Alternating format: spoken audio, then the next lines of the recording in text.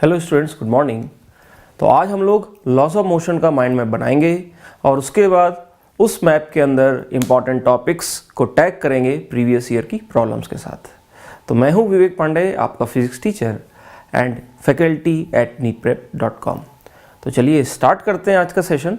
इसमें हम लोग देखेंगे कि किस तरह से इस चैप्टर के अंदर इम्पॉर्टेंट कॉन्सेप्ट्स लिंक हुए हैं और उन इम्पॉर्टेंट लिंकेजेस के थ्रू हम लोग माइंड मैप बनाएंगे और प्रीवियस ईयर की प्रॉब्लम से हमें उस माइंड मैप के अंदर जो इम्पॉर्टेंट टॉपिक्स हैं उसके बारे में आइडिया लगेगा।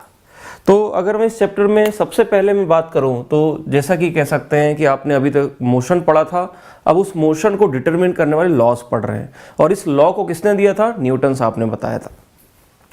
लेकिन फिर भी सबसे पहले हम लोग डिफाइन करते हैं हमारे फंडामेंटल फोर्सेस। आपको पता है 4 फंडामेंटल फोर्सेस होते हैं। फोर्स को डिफाइन किया जाता है, फोर्सेस के टाइप्स को डिफाइन किया जाता है, उनकी प्रॉपर्टीज को कंपेयर किया जाता है। तो ये यहाँ पे फंडामेंटल फोर्सेस जो हमारे नेचर में हमें अभी तक ऑब्जर्व हुए हैं। फिर इन फोर्सेस को डिटरमिन करने के लिए लॉज बनाए गए थे, लॉज मतलब ऑब्जर्व किए गए थे न्यूटन साहब ने, जिसको हम लॉज ऑफ मोशन कहते हैं या न्यूटन्स लॉज ऑफ मोशन।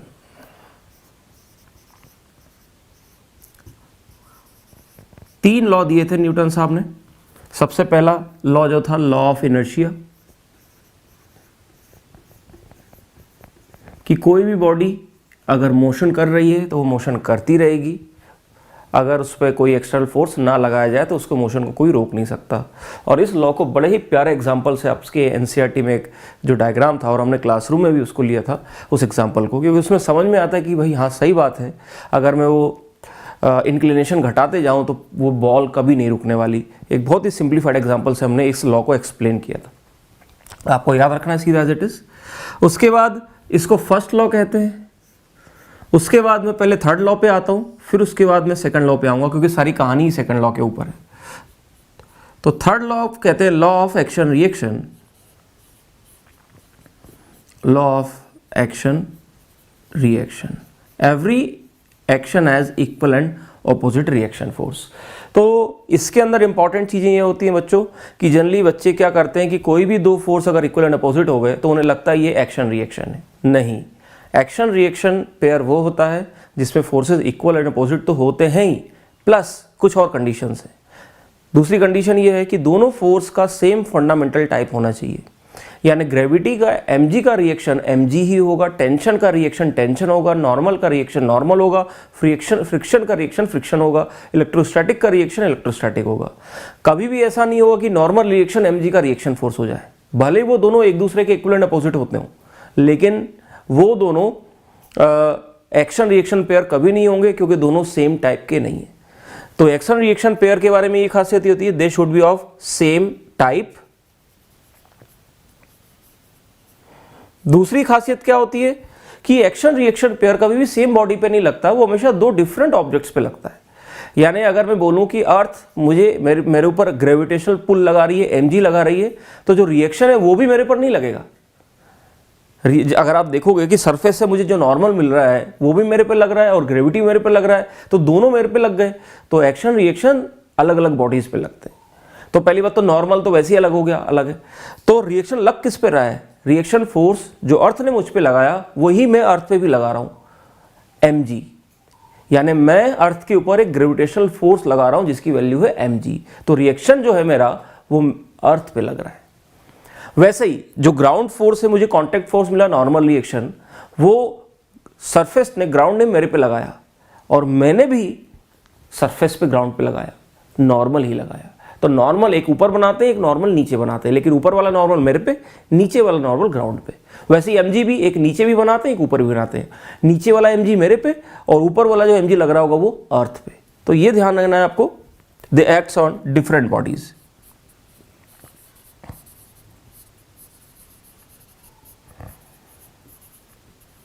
फिर उसके बाद जो इस चैप्टर की जो मेन थीम है, सारी कहानी जो आती है वो सेकंड से लॉ आती है, जिसको लॉ ऑफ मोमेंटम कहते हैं, law of rate of change of momentum.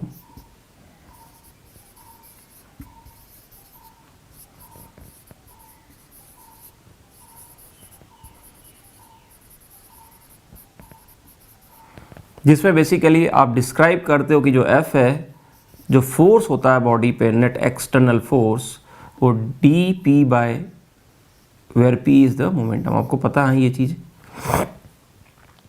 तो कई बार इसको लोग बाग ये भी लिख देते हैं, F is equal to d p की जगह change in momentum delta p by delta t. ये एक्सटर्नल फोर्स होता है। ठीक है बच्चों। फिर इस चीज़ को भी हम लोग फिर दो उसमें ब्रांचेस में डिवाइड कर देते हैं। एक में हम लोग rate of change of momentum, impulse वगैरह स्टडी करते हैं। मतलब यहाँ से हम लोग फोर्स वर्सेस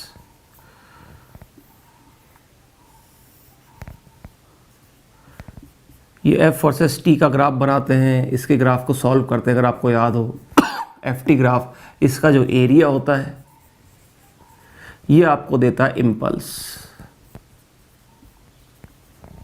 जिसको हम लोग बोलते हैं चेंज इन मोमेंटम, यानी m into v minus m into u. ये इम्पल्स का कॉन्सेप्ट है। और यहीं पे ही rate of change of momentum से ही अगर एक्सटर्नल फोर्स 0 हो तो यहीं पे हम लोग ऐड कर देते हैं law of conservation of momentum. भाई अगर फोर्स नहीं लग रहा होगा तो rate of change of momentum 0 हो जाएगा, मतलब p कांस्टेंट हो जाएगा। Law of conservation of momentum. और फिर यहीं से ही फिर आप लोग रिकॉइल वाली प्रॉब्लम्स की बंदूक से गोली निकली, उससे कितना रिकॉइल मिला, या फिर आप इसके बाद एक्सप्लोजन वाली प्रॉब्लम्स,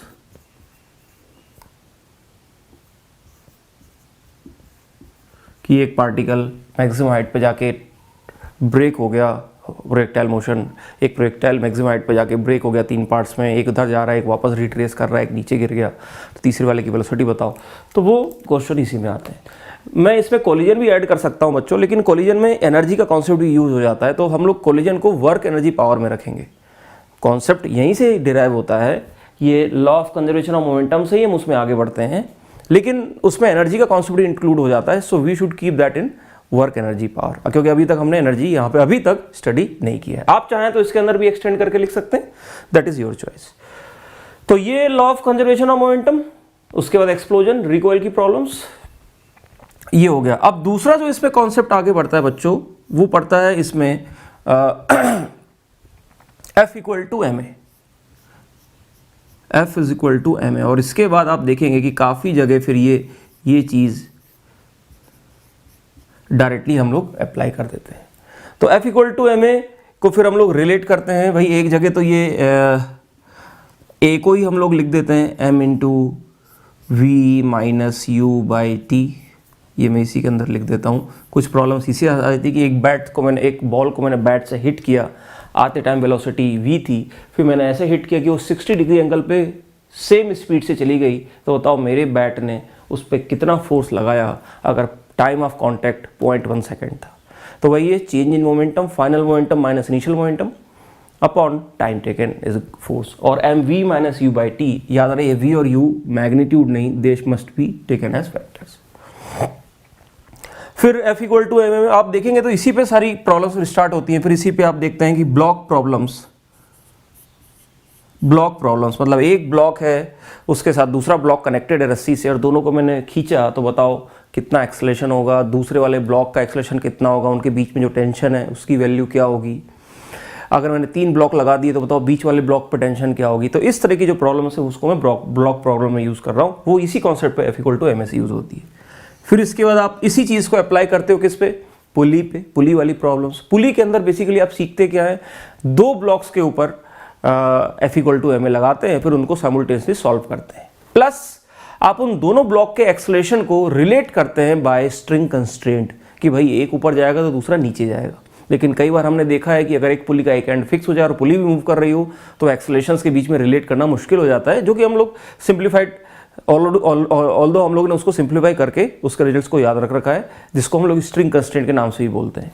तो मैं वही यहाँ पे पुली सिस्टम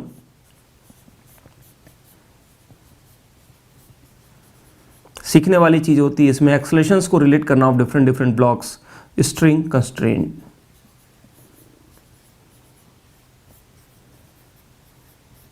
है ना बच्चों। पुली सिस्टम के बाद फिर हम लोग आगे बढ़ते हैं। तो पुली के बाद हम लोग इंक्लाइंड प्लेन पे जाते हैं, काफ़ी ज़्यादा प्रॉब्लम आती है इससे। इंक्लाइंड प्लेन, वेजेस वाले जो क्वेश्चन है खासकर, तो वेज मतलब जिसके इन ट्रायंगुलर वेज जैसी, जिसमें एक प्लेन इंक्लाइंड होता है, एक डॉट के ऊपर छोड़ दिया तो बताओ नीचे आने में कितना टाइम लगेगा, नीचे से ऊपर थ्रो किया तो कितने में ऊपर जाएगा, लौट के कितने में आएगा, ये वेज में। यहाँ पे सीखते हैं क्या हम लोग, यहाँ पे कंपोनेंट्स करना सीखते हैं फोर्सेस का, और फोर्सेस को बैलेंस करना सिर्फ एक्स वाई में नहीं, इंक्लाइंड और perpendicular to the inclined plane के लॉन्ग उसकी इक्वेशंस लिखना सीखते हैं। सो दिस इज कंपोनेंट्स सीखते हैं हम लोग यहाँ, कंपोनेंट्स ऑफ फोर्सेस।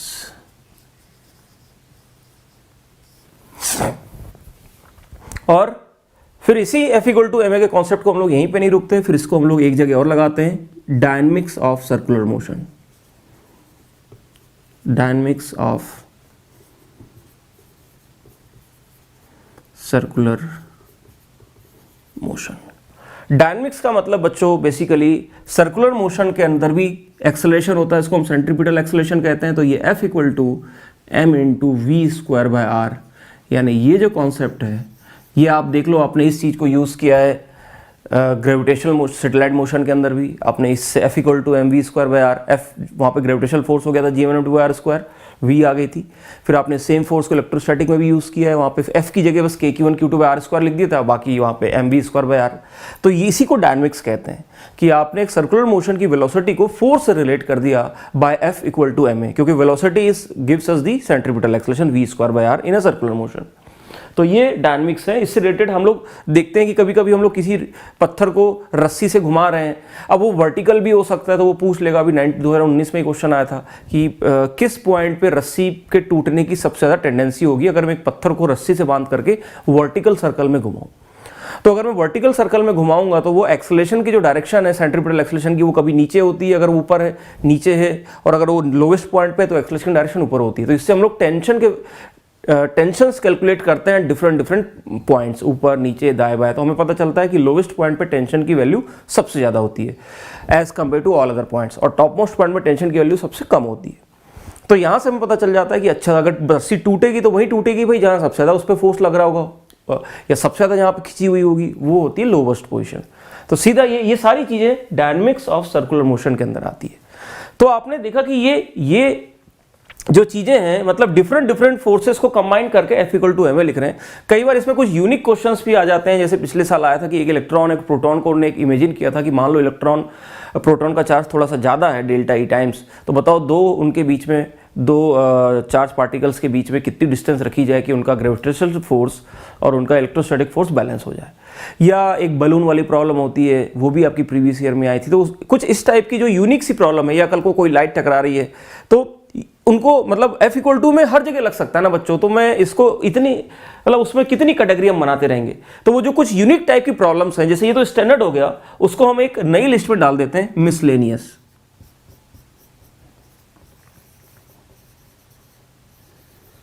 और इसका एक रीजन है भाई क्यों मिसलेनियस यहां पे जरूरत पड़ी, because it is so versatile, it is so much present everywhere that they can form any question from any chapter using Newton's law. That's why we need something which is miscellaneous type की, भाई इसमें कहीं से भी कुछ भी आ सकता है एक क्वेश्चन डिफरेंट सा। लेकिन वो कैसे करेंगे हम, अगर हमको basic F equal to m a पता है और समझ में आ जाए अच्छा F ही तो है, ए ही तो ढूंढना है और रिलेट करना है, तो वो इजी है। रादर जितने भी इस टाइप के क्वेश्चन है वो इजी हैं मिसलेनियस टाइप के, क्योंकि वो दिखने में डिफरेंट लगते हैं, बट एक बार समझ में आ जाए फंडा तो कैलकुलेशन बिल्कुल नहीं है, सीधा सॉल्व करना होता है। तो अगर आप देखेंगे कि जनरली अगर मैं इन सारे फोर्सेस की बात करूं तो अभी तक हमने ये इसमें जितने भी फोर्सेस की लिस्ट लिखी है, तो आप टेंशन, नॉर्मल और ग्रेविटी, इन तीनों फोर्सेस के ही इंटरप्ले को आप सीखते हैं, प्लस कोई एक्सटर्नल फोर्स अगर आ गया तो बात अलग है। इन तीनों फोर्सेस को सीखते हैं। अभी हमने फ्रिक्शन ऐड नहीं किया है, तो इसके बाद मैं वही ऐड करूंगा कि इसमें हम लोग फिर ऐड करते हैं एक नया टर्म या नया टाइप का फोर्स, फ्रिक्शन। फ्रिक्शन में भी फिर बच्चों दो पार्ट्स हो जाएंगे, स्टैटिक, काइनेटिक, और फिर इसकी अपनी एक अलग कहानी चलती है। इसमें हम लोग डिफरेंट टाइप की प्रॉब्लम पढ़ते हैं, जैसे इसमें भी हम लोग सबसे पहले तो ब्लॉक प्रॉब्लम पढ़ते हैं, ब्लॉक प्रॉब्लम्स, भाई 2 ब्लॉक रख दिए, फ्रिक्शन फोर्स बताना है, दोनों साथ चलेंगे या दोनों अलग अलग हो जाएंगे। फिर इसमें इंक्लाइंड प्लेन वाली प्रॉब्लम्स, फिर उसके बाद में horizontal circular motion.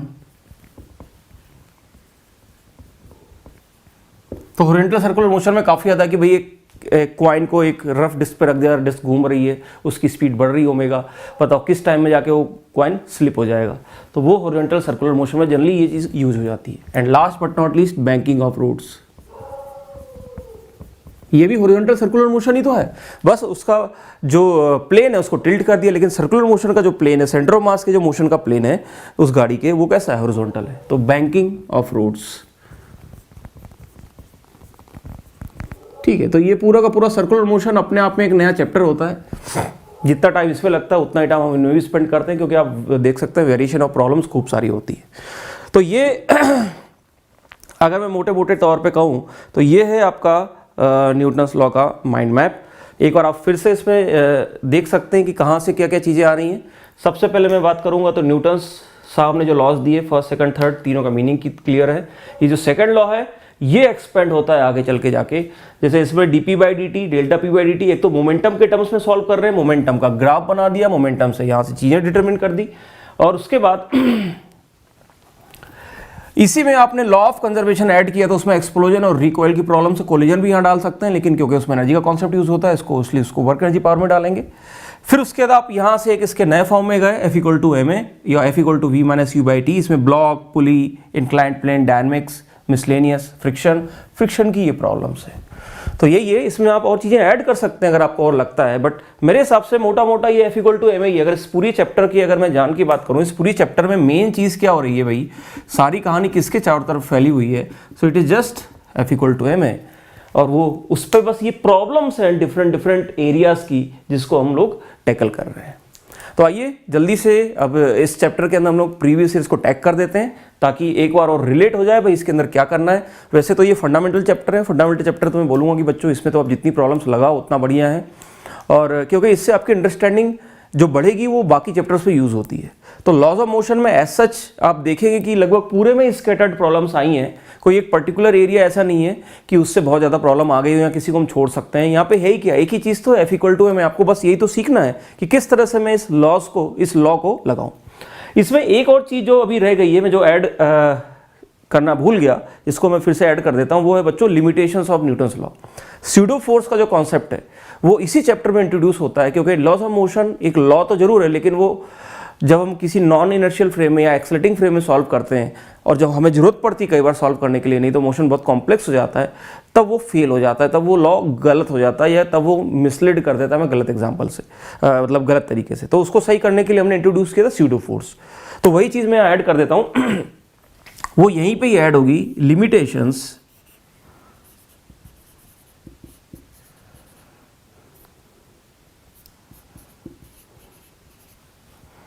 Of Newton's laws, और इसको दूर किया था हमने स्यूडो फोर्स से। और आपके एग्जाम में स्यूडो फोर्स से प्रॉब्लम्स आई हैं, तो इस स्यूडो फोर्स के अंदर फिर डिफरेंट डिफरेंट जो प्रॉब्लम्स हैं जहाँ पे हमें ये लगाने की ज़रूरत पड़ती है, हम उसके बारे में यहाँ पे उसको इंटर करेंगे। तो चलिए आप इसका माइंड मैप बना लीजिए, और बस अगले उसमें हम लोग अगले पार्ट में डिस्कस करते हैं प्रीवियस ईयर कहाँ से आया है।